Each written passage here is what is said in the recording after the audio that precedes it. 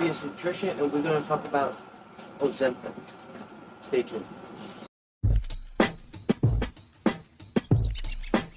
This is no BS Nutrition or Drake. I talk about things like training, nutrition, podcasting, or new topics in the fitness world. I talk about typically 3 categories, and I go into more detail. Right now, today, I'm going to talk about 1 category, Ozempic, and I will go into more detail. I'll make some disclaimers. I am not a scientist of the new Ozempic. This is not a new drug. It was actually here for 20 years, research and everything, but it got popular. I highly suggest to watch Dr. Tina on MyPump, and really, this is a video about MyPump's new episode 2360, and I'm making pretty much a short summary of what you should do and what I would suggest with my knowledge and with my nutrition based and experience. I do not work with people who has Ozempic. I only read studies, etc. I highly suggest you watch Dr. Tina. She's probably the best researcher you can research about Ozempic, especially if you're taking it. I'm going to tell you the pros and cons, meaning the benefits of Ozempic and what you be aware of. And I'm just going to go into more detail.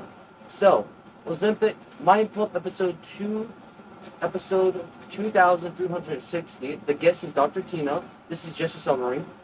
What is Ozempic by definition? So I'll put the definition right here. So I'm going to give a little brief past knowledge. Ozempic, like any other drug, was around 20 years ago. Well, not any other drug, but Ozempic was around 20 years ago. It was meant for type 2 diabetics to lose body fat, because now we know if you use body fat or blood markers will go up dramatically. That could be because of losing body fat, reduced inflammation, etc. Many benefits. Eating healthy, many benefits. And it was used to promote fat loss for diabetics to actually be not diabetic.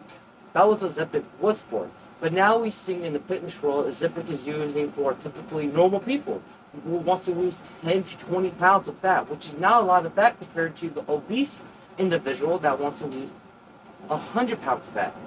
So now we're seeing people more using Ozempic that are easily can lose that stubborn body fat, possibly by other ways and factors, but they just want to do Ozempic, which is perfectly fine. I am not hitting on Ozempic.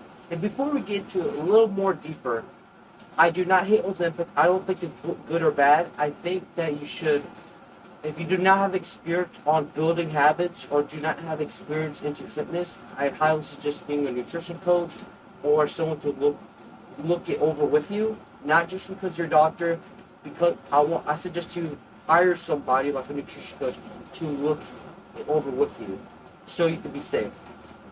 Okay.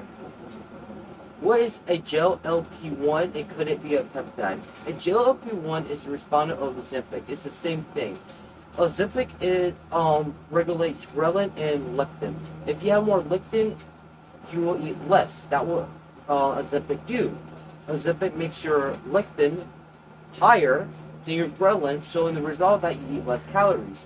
But that could be a negative impact because the less calorie intake, the less protein intake could be the positive of losing weight, but it could be the negative of losing more muscle mass.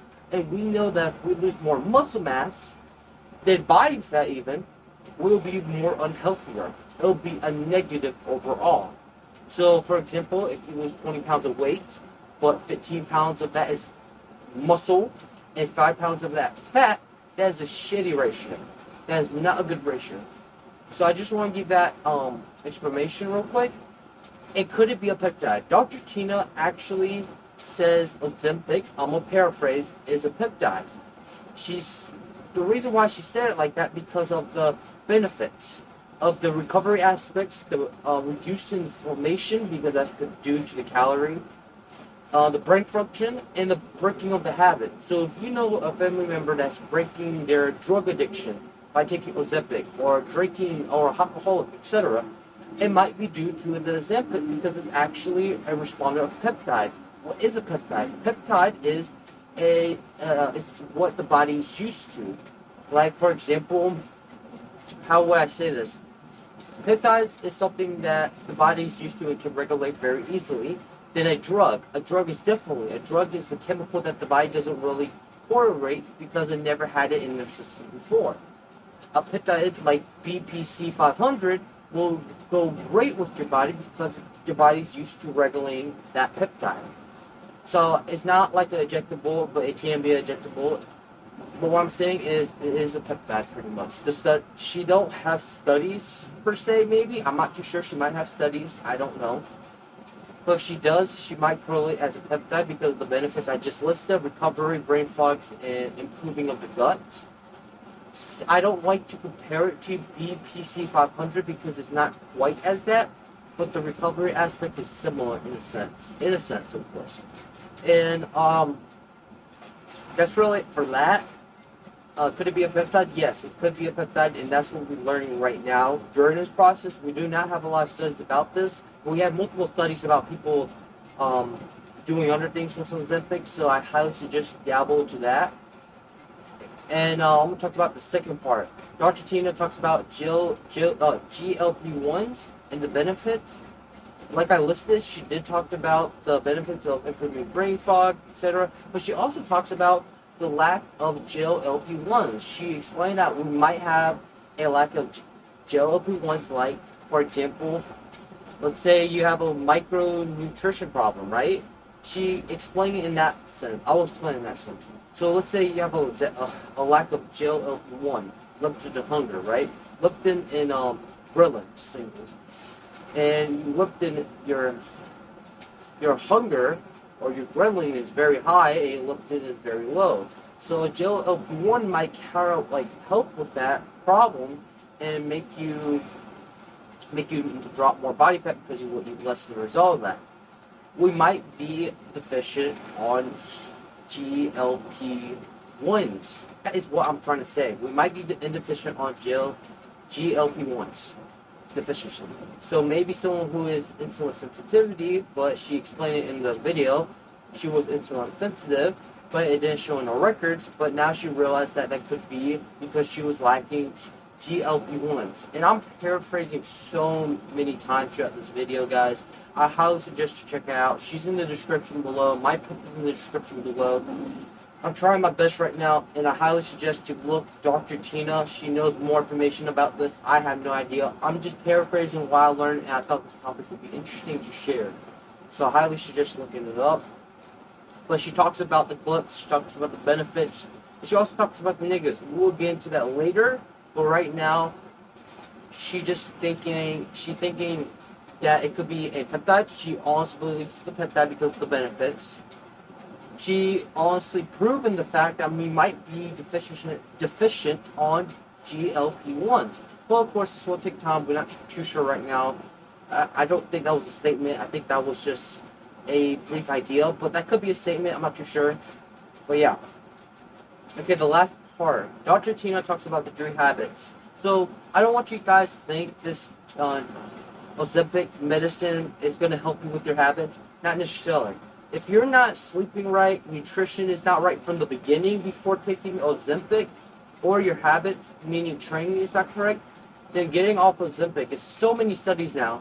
Getting on Ozempic without any training and just not training at all, you're just going to gain the weight back. If you're training and eating right, you gain less of the weight back. And if your sleep is bad, of course, your sleep is bad. But she really pushed in the podcast. Just because you're taking this Ozempic, you're training. You're training, your nutrition is going to be right, and your sleep got to be correct. That doesn't mean anything. Just because he's taking a drug to lose this body fat or this weight, I would say, this weight doesn't mean that you have the habits to actually do the things that you want to do.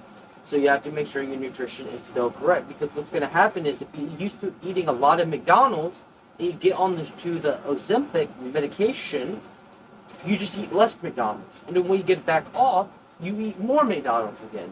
Probably even higher. So you have to regulate these habits. These habits are very important. Ozempic is not a magical thing. So I want you guys, okay, this is what to be aware. Ozempic is not a magical thing. Ozempic is not a fat loss, magical burning thing. It can't promote that, but I want you guys to realize this is just a tool. Fasting, any other medicine, BPC 500, any other compound, any other drug, it's just a tool. It's not a magical thing. It's science-based research. It's psychology in it. It's not magical. It's not because just because you lose the weight doesn't mean you're healthy. There's many factors to it. So I don't want you guys to get on it having high expectations, and it could actually damage you. So we'll get into that. We'll get into that. Be careful of dosing. Dosing right now is kind of complicated because doctors can't really lower the dose because of, for me and for my example, for my knowledge, is because insurance companies, if they lower the dose for their client, it's illegal, and many factors of that. So it's a set point of a dose that you will get by a pen, right? And this, you have to be careful of dosing because you can have many factors because everyone's dosing is differently. So if I have a female client that takes Ozempic, for example, and her dosing is higher than a male's client, she might experience problems like vomiting, diarrhea, brain fog, bloating, less muscle mass, tiredness, etc. So then we have to get off of it or lower the dose. And what's the problem with that is the dosing is already a set point. They already made the dose for you. So you have to really try to, like, really have a good conversation with your doctor. Don't be scared to have a conversation with your doctor. Like I said, just because your doctor have a PhD, you're the guinea pig. You don't know this medicine. He might recommend you this medicine, but if he doesn't explain it thoroughly and actually explain it to you, like give you a really good answer, like I mean like top in the line, a great answer, not just say something, then I highly suggest not to do it, or just be careful and cautious, or talk to a practitioner, a medicine practitioner, if I said that right. Talk to someone else who knows more about this. Talk to a Ozempic doctor. Talk to anyone else. Just because he's your doctor doesn't mean he knows everything. He is a doctor. He just gives you an answer so he can go to his next client. He is busy. He doesn't have time for you. So really go to someone else, get different opinions, trying to really research. Because I don't want you guys to get injured by taking Ozempic and you're vomiting or you feel like shit. No one should feel like shit doing this. So yeah, it's a regular dose. Just be careful. Dosing, you have to be careful with that. Okay, now we're on the summary. So, this is what I'm going to say. This is my opinions. This is what I learned. I'm not too sure about this, so I highly suggest you go to Dr. Tina or Mind Pump, episode 2360, the new episode. This is just a summary of what they said. Less sciencey, of course, but more, like just quick information you guys can get. And go to Dr. Tina. Now, the summary will be the 3 habits. You have to make sure your nutrition is all right. If you're taking Ozempic because of the qualities of like a peptide and you don't really care about anything else, then you still have to make sure your nutrition and your training and your habits are correct. Because when you get off, applies to everybody. If you get off, you might not have the habits you had before. There's no point of taking a gamble to experience the worst thing that could possibly happen, is weight gain. So I really want you guys to realize that. Make sure your habits is okay, your sleep, your nutrition, and training. Make sure you're working with a nutrition coach. Any nutrition coach out there will probably know more about this, or talk about to a mission practitioner, or talk about dosing. It's actually cheaper if you get a different a different place. I'm not too sure, but it can be cheaper if you get someone else. The benefits, I'm talking about the benefits. It's like a peptide. It's not a drug, it's more of a peptide. That's what Dr. Tina talked about, which kind of makes sense. And that's really it. And I want to say one more thing. If you're a nutrition coach, I do not want you to demonize Ozempic. Ozempic can be a drug that will benefit your clients. But the reason why you hear nutrition coaching or other people that demonize Ozempic, because it goes with Big Pharma. And everyone hates Big Pharma.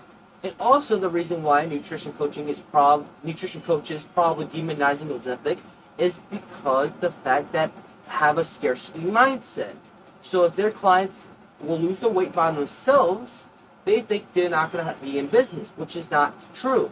If the client loses weight by themselves and having problems, more clients will go to the nutrition coach. So I want you guys to remember, you will have more clients during this phase. You can talk to any high level of nutrition coach and talk to them, and they will say, I have a shit ton of clients that's on Ozempic, possibly, and need my help. So just because they're working with big pharma or any insurance company out there, stop demonizing Ozempic. It's not bad or good. It depends on the person. It depends. It depends. It depends. So that's really it on the hot take. My name is Drake or No BS Nutrition. This is podcast 8. If you like a topic like this, of course, like and subscribe, share this with a friend, comment below, give me your thoughts, and go to Dr. Tino and my put below and check them out. Goodbye.